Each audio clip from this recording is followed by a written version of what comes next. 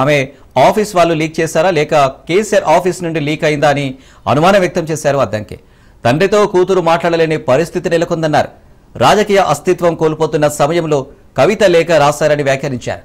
కేసీఆర్ చుట్టూ ఉన్న దయ్యాలు ఎవరో కవిత చెప్పాలన్నారు అద్దంకి. అయితే పార్టీ బలోపేతం కోసం వేసి ఎత్తుగడన టీ పార్టీలో తుఫానా ప్రజలకు చెప్పాలన్నారు.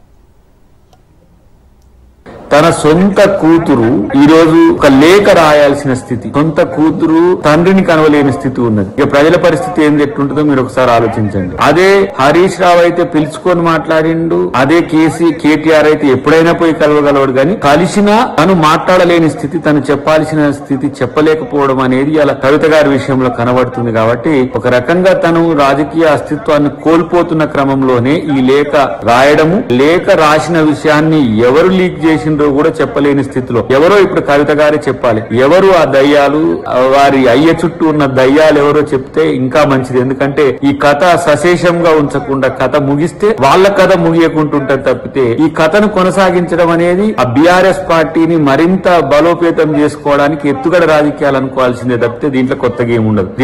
టీ కప్ లో తుఫానా, టీ పార్టీలో తుఫానా, టీ పార్టీ బీఆర్ఎస్ గా మారిన తర్వాత వచ్చిన తుఫానా, ఏదున్నా ఈ మూడు ముక్కల ఆటకు తెరపడేది ఎప్పుడు అనేది తెలంగాణ ప్రజలకు అవసరం లేకపోయినా కూడా అనవసరమైన రాజకీయ రాద్ధాంతం ఇక్కడ జరుగుతుందని నేను చెప్పక తప్పదు.